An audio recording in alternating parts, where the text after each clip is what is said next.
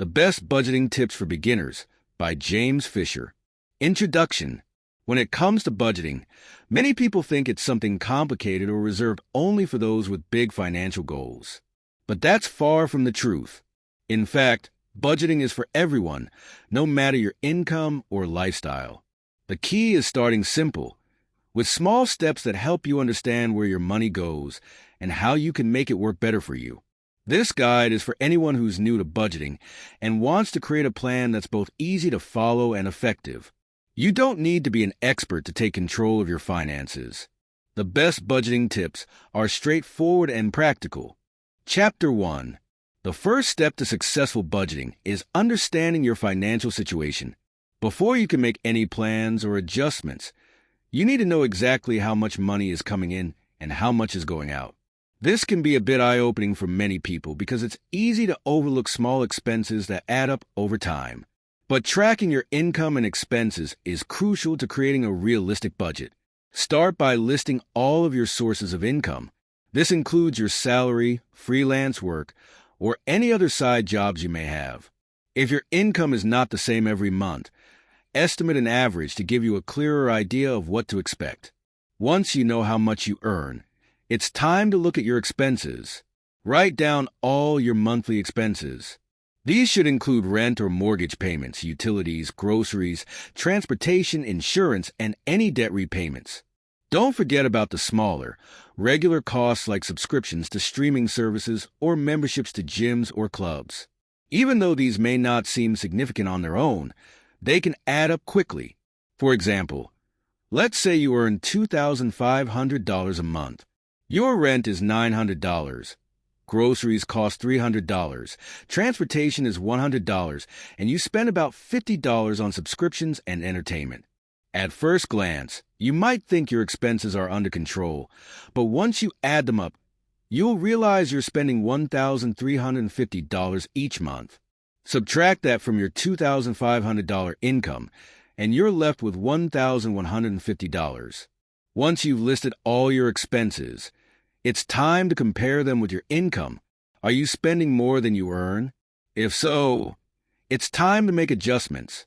The goal is to ensure that your expenses do not exceed your income, and ideally, you want to leave room for saving and unexpected costs. Tracking your income and expenses each month gives you insight into your financial habits. If you find that you're spending more than you realize, this is a good time to cut back on unnecessary expenses. Maybe you can cook at home instead of ordering takeout, or cancel a subscription you hardly use. By identifying areas where you can trim costs, you'll be able to create a budget that's realistic and sustainable. Once you've tracked everything, it's also a good idea to categorize your expenses into needs and wants. Needs are expenses you must pay each month, like rent or groceries. Wants are discretionary expenses that aren't essential, like dining out or entertainment. Understanding the difference between the two will help you make smarter financial decisions going forward. At the end of the day, budgeting is all about awareness. The more you track your money, the more control you have over your financial future. With this step, you've already set yourself up for success. As you move forward, you can make informed choices about where to cut back, save, or invest, giving you the ability to make your money work for you. Chapter 2. Now that you have a clear understanding of your income and expenses, it's time to take a closer look at how you can organize your spending to make it more manageable. One of the most effective methods for beginners is the 50/30/20 rule. This simple budgeting strategy divides your income into 3 categories: needs, wants, and savings. By following this rule, you can ensure that you're balancing your spending while still setting aside money for the future. Here's how it works. 50% of your income should be allocated to needs, which are essential expenses that you must cover to maintain your basic living. These include rent or mortgage payments, utilities, groceries, transportation, and insurance. These are the costs you can't avoid, so it's crucial to prioritize them when setting up your budget. For example, if your monthly income is $3,000, 50%, or $1,500 would go toward your needs. This might cover your rent, utilities, and groceries. ensuring that you have enough to cover your essentials without overextending yourself.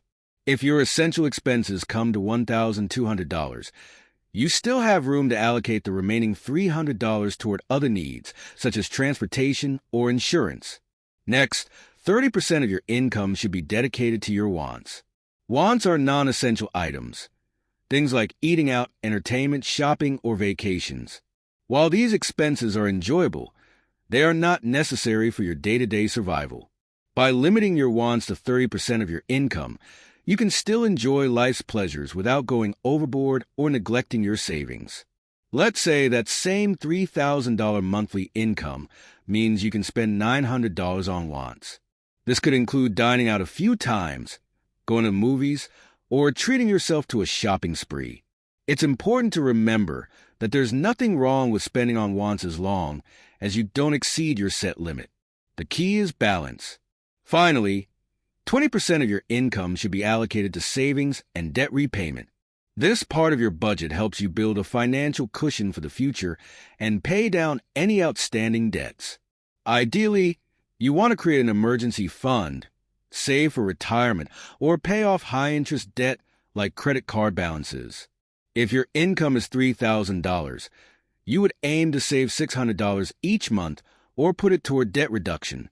If you're just starting out with budgeting, you may not be able to save 20% right away, and that's okay. If you can only manage 10% or even 5% of your income, it's still a good step in the right direction. The goal is to gradually increase your savings over time as you adjust your spending and become more comfortable with your budget. For instance, if you have outstanding credit card debt, putting 20% of your income towards saving might not be possible at first. Instead, focus on paying down your debt to avoid accumulating more interest. Once your debts are under control, you can then redirect that money into savings or investment. The beauty of the 50/30/20 rule is its simplicity. It gives you clear boundaries for how to allocate your income, which makes it easier to stick to your budget. You don't have to worry about micromanaging every dollar. Instead, focus on these broad categories, and as long as you stay within the limits, you'll be on track. This rule works well for most people because it's flexible and doesn't require you to cut out all luxuries from your life. It allows room for fun, while still prioritizing the essentials and saving for the future. However, it's important to remember that this rule is just a guideline. You may need to adjust the percentages to better suit your lifestyle and financial goals. For example, if you live in a high-cost area where rent takes up a large portion of your income, you might allocate 60% to needs, reducing your wants and savings accordingly. Similarly, if you're paying down significant debt, you might focus more on debt repayment and less on saving for the short term. Budgeting is not a one-size-fits-all solution, so it's crucial to make it work for your unique situation.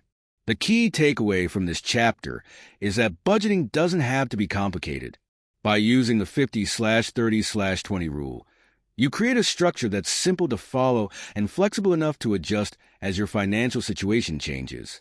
This balanced approach ensures that you're meeting your essential needs, enjoying your life, and planning for the future, all without feeling restricted or overwhelmed. Chapter 3. One of the best ways to stick to a budget and make sure you're saving consistently is by automating your finances. Automating your payments and savings removes the need for constant decision-making and helps you stay on track without even thinking about it. The less you have to manually manage your finances, the easier it becomes to maintain a budget and avoid overspending. The first step in automating your finances is setting up automatic payments for your regular expenses. Most utility bills, credit card payments, and subscription services allow you to set up automatic payments. This ensures that you never miss a due date, and it helps you avoid late fees. For instance, imagine you pay your rent of $1,200 and your car insurance premium of $150 each month. By setting up automatic payments for these bills, you won't have to worry about remembering the due dates or scrambling to make payments last minute. This strategy not only simplifies your life, but it also helps you avoid unnecessary stress. You won't have to keep track of every bill and deadline, and you'll know that your essential payments are taken care of, leaving you with more time to focus on other aspects of your budget. Next, you should automate your savings. Setting up automatic transfers from your checking account to your savings account can ensure that you save consistently, even if it's just a small amount each month. For example, you might set up a transfer of $200 from your checking account to your savings account every payday. Even if you don't have a specific savings goal, having money automatically moved to your savings account builds up over time and prevents you from spending it. The beauty of automated savings is that you don't have to worry about finding the money to save each month. It's already taken care of before you have the chance to spend it. Over time, this builds a financial cushion that can be used for emergency expenses or long-term goals like buying a house or retirement. If you have debt, you can also automate debt repayments. Many lenders offer automatic payment options for loans and credit cards, allowing you to set up recurring payments based on your balance. Setting this up ensures that your debt is getting paid off regularly, reducing the chances of falling behind on payments. It's also a good way to avoid accumulating additional interest or late fees. Automating your finances also helps you track your progress more easily. Since your bills and savings are automatically handled, you can focus on managing any discretionary spending, like entertainment or eating out. For example, if you've set aside $900 per month for your wants category, you can easily track whether you're staying within that budget by checking your account balance after the automated payments are made. Another helpful tool when automating your budget is using budgeting apps that connect directly to your bank accounts. These apps can track your income and expenses in real time, categorize your transactions, and show you where your money is going. For instance, apps like Mint or NAB, you need a budget, allow you to set up automatic tracking of your spending, and see if you're sticking to your budget without manual effort. These apps send alerts when you're getting close to your budget limit in any category, which can serve as a reminder to cut back on unnecessary expenses. One potential concern when automating your finances is the fear of overspending in other areas. But by setting strict limits on your discretionary spending categories and using alerts, you can manage this risk. For example, if your entertainment budget is $300 per month, you can set up an alert when you spent $250, so you have a chance to reassess before you go over. Automating isn't just for regular bills and savings. It's a helpful strategy for any aspect of your finances that requires routine payments. If you want to set up a monthly donation or contribute to a retirement account, automate it. This ensures that your long-term goals are continuously funded without requiring you to think about it every month. In addition to simplifying your finances, automating saves you time and energy. When everything is running automatically, you can spend less time worrying about finances and more time focusing on other important parts of your life. For example, if you're working on building a career, automating your finances lets you spend more time advancing your skills and less time worrying about paying bills on time or setting aside savings. If you're just getting started with automation, it's important to review your accounts regularly. Even though payments are automated, it's a good practice to check your bank account at least once a week to ensure that everything is running smoothly. Occasionally, accounts may have technical issues or change their payment systems, so staying vigilant helps you avoid any surprises. In the long run, automating your finances will help you manage your budget more effectively. It will give you peace of mind, reduce stress, and help you stick to your savings goals. While you still need to be mindful of your discretionary spending, automation sets a solid foundation for financial stability and success. Chapter 4. Once you've set up a basic budget and automated your finances, it's time to focus on one of the most important aspects of budgeting: cutting unnecessary expenses. It's easy to get comfortable with your spending habits, especially when small costs add up without much thought. But by finding areas to trim your expenses, you can free up more money to save, pay down debt, or invest in your future. The first step in cutting unnecessary expenses is to evaluate your current spending. Review your monthly expenses and identify any areas where you're spending more than you need to. For example, you might have subscriptions to services you don't use regularly, like streaming platforms, fitness memberships, or magazine subscriptions. While individually they may seem inexpensive, they can quickly add up. Let's say you're paying $10 for a magazine subscription, $15 for a streaming service, and $30 for a gym membership you haven't used in months. That's $55 a month, $660 a year, spent on things you don't need. By canceling or reducing these subscriptions, you instantly create extra room in your budget. Take a closer look at your grocery spending. Grocery bills are one of the biggest expenses for most households, but there are ways to save money without sacrificing the quality of your meals. One effective strategy is to plan your meals for the week and create a shopping list based on those meals. When you shop with a list, you're less likely to make impulse purchases that can quickly add up. Avoiding pre-packaged meals and snacks can also save you a significant amount, as buying fresh ingredients is often cheaper in the long run. For example, instead of buying pre-packaged salads, which can cost up to $5 per meal, buy a head of lettuce and some fresh veggies. This will cost you around $5 for several meals, allowing you to make more meals for less money. Similarly, instead of purchasing expensive takeout or frozen meals, cooking at home with ingredients you already have in your pantry will save you money and give you more control over what you're eating. Transportation is another area where many people can cut costs. If you have a car, you might be spending more than necessary on gas, insurance, and maintenance. Consider alternatives like carpooling, public transportation, or even walking or biking when possible. If you're driving to work every day, you may be spending money on fuel and parking that could be avoided by carpooling with a coworker or using a public transit pass. Even though the upfront cost of a monthly transit pass might seem like a significant expense, it can save you money on gas and parking in the long run. Insurance is another area worth revisiting. Many people simply renew their insurance policies each year without shopping around for better rates. It's worth taking the time to compare quotes from different providers to see if you can find a better deal. You might also be able to adjust your coverage or increase your deductibles to lower your premium.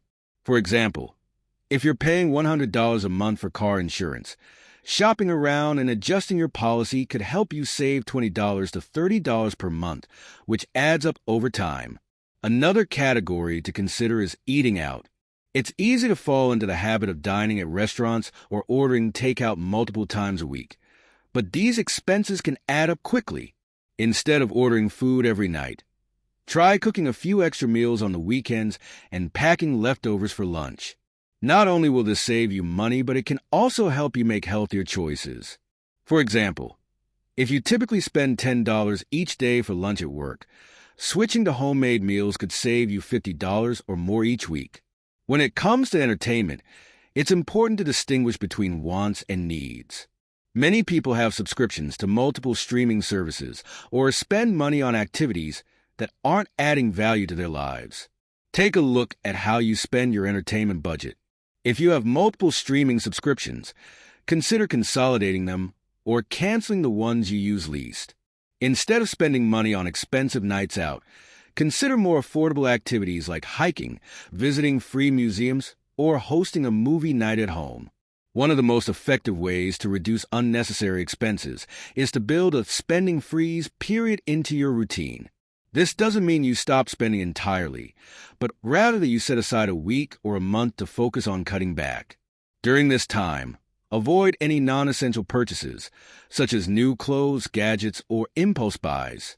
This period of restraint will give you a better sense of where your money is going and can help break the habit of spending on unnecessary items. Lastly, don't forget about reducing your debt payments. While cutting back on expenses is important, it's also worth considering how you can reduce the amount you owe in the first place. If you have high-interest credit card debt, look into transferring the balance to a card with a lower interest rate or consolidating your debt. Paying off high-interest debt as quickly as possible will save you money in the long run and allow you to reallocate those funds towards savings or other financial goals. To give you a real-life example, let's say you're in your late 20s, making $2,500 a month, and you've been spending $400 a month on dining out, entertainment, and non-essential shopping.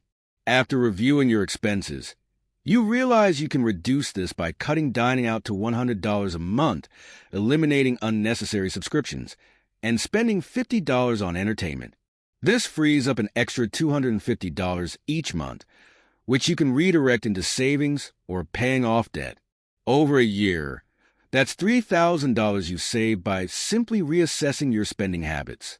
Cutting unnecessary expenses is about being mindful and intentional with your money. It's not about depriving yourself of enjoyment, but rather prioritizing what's truly important and making sure that every dollar you spend aligns with your goals. By identifying areas where you can trim back, you'll be able to create a budget that not only helps you live within your means, but also sets you up for financial success. Chapter 5. Once you've tracked your income, set up your budget, and started cutting unnecessary expenses, it's time to focus on the next step of effective budgeting: setting realistic financial goals. Setting goals is essential for giving your budget a purpose and a clear direction. Whether you want to save for an emergency fund, pay off debt, or save for a large purchase, having specific goals helps you stay motivated and make smarter financial decisions. Start by identifying your short-term, medium-term, and long-term goals. Short-term goals are those you want to achieve within the next 6 months to a year. Medium-term goals usually span 1 to 5 years, while long-term goals are those that take 5 years or more to accomplish. For example, short-term goals might include saving for a vacation or paying off a credit card, while medium-term goals could be saving for a down payment on a house. Long-term goals could involve building retirement savings or paying off student loans. To make your goals more actionable, break them down into smaller, manageable steps. Instead of just saying, "I want to save money," make your goal specific. For instance, if your goal is to save $5,000 for an emergency fund within the next year, you can break it down into smaller, monthly savings targets. If you divide $5,000 by 12 months, you will need to save approximately $417 per month. By setting a clear target, you can better plan your budget and know exactly how much money you need to set aside each month. It's also important to make your goals measurable. A goal like, "I want to pay off my debt," is vague and doesn't give you a clear sense of how to achieve it. But a goal like, "I want to pay off $2,000 of credit card debt in 6 months," gives you a specific target and timeline to work with. This makes it easier to track your progress and stay motivated as you move closer to your goal. In real life, let's say you have $5,000 in credit card debt with an interest rate of 18%. If you want to pay it off in 1 year, you'll need to allocate more of your monthly budget toward debt repayment. Assuming you have no other high-interest debt, this means you would need to set aside around $417 per month just for the credit card balance. By creating this specific target, you can make sure that you are dedicating the right amount of your income each month to reach your goal. Once you have set your financial goals, it's time to prioritize them. Sometimes, it's not possible to focus on everything at once, so you may need to decide which goals are most important right now. If you have high-interest debt, paying it off should likely be a priority. On the other hand, if you're saving for a big purchase, like a down payment on a house, you can allocate more money to that goal once your debt is under control. Prioritizing ensures that you don't spread your budget too thin and helps you focus on the most important financial objectives first. It's also helpful to set up a system to track your progress toward your goals. This could be a simple spreadsheet, a budgeting app, or even a physical savings tracker where you can visually see how close you are to your target. Tracking your progress regularly helps keep you motivated and accountable. If you're saving for a vacation, for example, seeing how much money you've saved so far can encourage you to keep going and resist the urge to overspend on unnecessary items. Don't be discouraged if you can't meet your goals right away. Budgeting is a long-term process, and it's normal to encounter setbacks or unexpected expenses along the way. If you find that you're falling behind, adjust your budget accordingly. For example, if you had planned to save $500 a month for a down payment, but your car breaks down and you have to pay for repairs, it's okay to reduce your savings for a month or two. The key is to stay flexible and make sure that you are still moving toward your goals. even if you need to make temporary adjustments. A real-life example might help illustrate this. Suppose you're in your early 30s with a goal to buy a home in 5 years. You start by saving $400 a month for your down payment. After a few months, you realize you'll need to increase your savings to reach your goal. So you decide to cut back on entertainment expenses and increase your savings to $500 a month. 6 months later, you encounter an unexpected expense, like a medical bill, and have to temporarily reduce your savings to $300. While it feels like a setback, you adjust and keep going. With consistent effort, you eventually catch up to your original goal. Another important part of setting financial goals is being realistic about what you can achieve in a given time frame. Sometimes, people set goals that are too ambitious, which can lead to frustration when they don't reach them as quickly as they would like. If you're just starting to budget, don't expect to save 50% of your income immediately or pay off all your debt in 6 months. Set goals that are achievable based on your current income and expenses, and build from there. Small wins are still wins, and they add up over time. Finally, review your goals periodically and make adjustments as needed. Life circumstances can change, and so can your financial priorities. If you receive a raise at work, you may be able to put more money towards savings. Alternatively, if your expenses increase, you may need to adjust your goals to reflect your new financial reality. Regularly reassessing your goals helps ensure they remain relevant to your current situation and keeps you on track. By setting clear, specific goals and regularly reviewing your progress, you can ensure that your budget is working for you and helping you achieve the financial security and success you want. Whether you're saving for a vacation, paying off debt, or building an emergency fund, setting goals gives your budget purpose and provides a motivation to stick with it. With time and effort, you'll be able to accomplish these goals and take control of your financial future. Chapter 6. As you continue to improve your budgeting skills, it's important to focus on building an emergency fund. This is one of the most crucial aspects of financial security and can help you avoid falling into debt when life throws unexpected expenses your way. An emergency fund acts as a safety net for situations like job loss, medical emergencies, or car repairs, so you don't have to rely on credit cards or loans to cover unexpected costs. The first step in building an emergency fund is deciding how much money you need. Financial experts often recommend having 3 to 6 months' worth of living expenses set aside. For example, if your monthly expenses are $2,000, a 3-month emergency fund would be $6,000, and a 6-month emergency fund would be $12,000. However, the exact amount you need will depend on your personal circumstances. If you have dependents or a less stable income, you may want to aim for a larger emergency fund.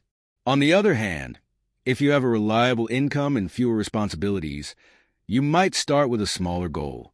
Once you've decided on your target amount, break it down into smaller, manageable steps. If your goal is to save $6,000 for an emergency fund and you want to achieve it within a year, you'll need to save $500 per month. This can be challenging at first, especially if you have other financial goals like paying off debt or saving for a down payment. But by prioritizing your emergency fund, you'll be able to create a solid foundation for your financial future. One effective strategy to build your emergency fund is to automate your savings.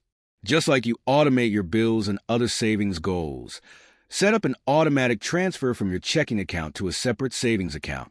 Even if you can only afford to set aside $50 or $100 a month at first, automating the transfer ensures that you are consistently contributing to your emergency fund without the temptation to spend the money elsewhere. Over time, these small contributions will add up and bring you closer to your goal. In addition to automating your savings, look for ways to increase your contributions to your emergency fund. If you receive a tax refund, a bonus at work, or any other unexpected windfall, consider putting that extra money toward your emergency fund. For instance, if you get a $1,000 bonus, putting the entire amount into your emergency fund could significantly shorten the time it takes to reach your target amount.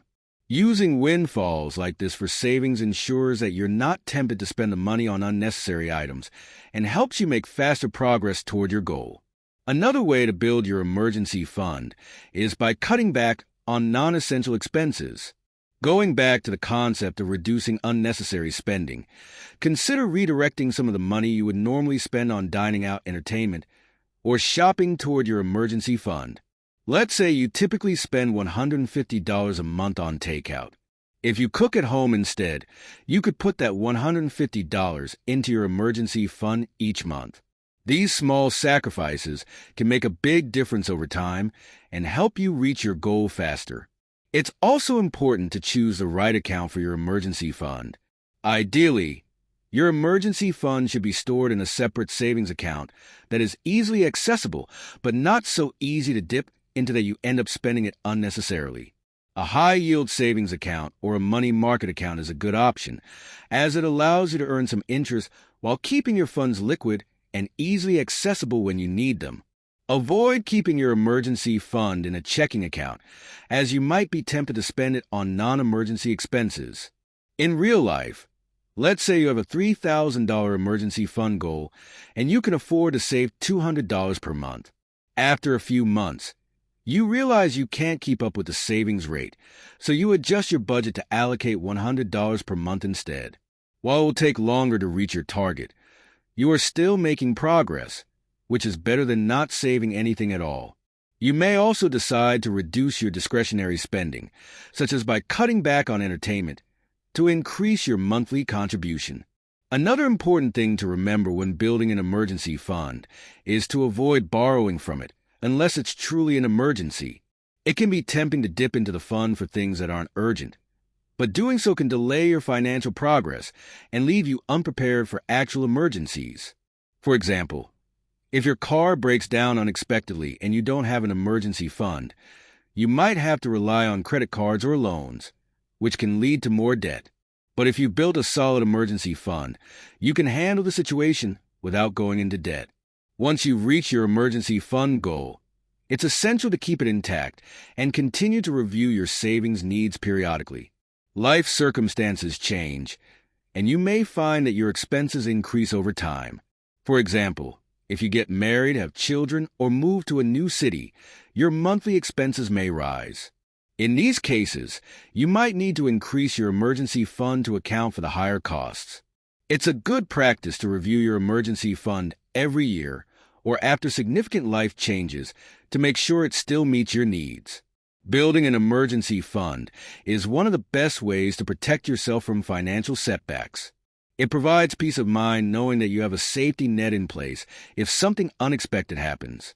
Instead of relying on credit cards or loans to cover emergencies, your emergency fund allows you to handle life surprises without derailing your budget or falling into debt. By setting a realistic goal, automating your savings, and being disciplined about spending, you can build an emergency fund that helps you stay financially secure in both good times and bad. In conclusion, budgeting can seem overwhelming at first, especially when you're just starting out, but it's an essential skill that can lead to greater financial stability and peace of mind. The key to effective budgeting is understanding where your money is going, setting clear goals, and making intentional decisions about how you spend and save. Whether you're trying to pay off debt, save for a vacation, or build an emergency fund, budgeting gives you the tools you need to make your financial dreams a reality. Throughout this journey, remember that budgeting is a process, not a one-time task. It's about making consistent, small adjustments and learning from your experiences. Start by tracking your income and expenses, creating a budget that fits your needs, and prioritizing your goals. Once you've built a solid foundation, focus on cutting unnecessary expenses and saving for emergencies.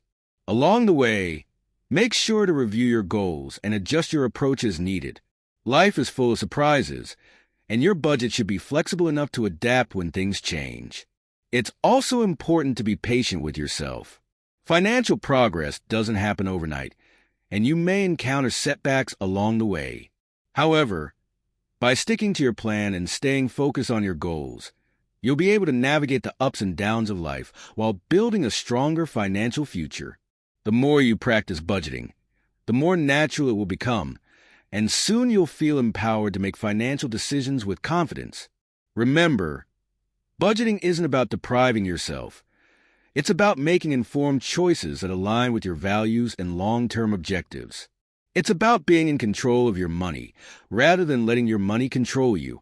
By creating a budget that works for you, setting realistic goals, and building an emergency fund, you're setting yourself up for success. With time and dedication, you'll develop the financial habits that will help you achieve your dreams, no matter what they may be.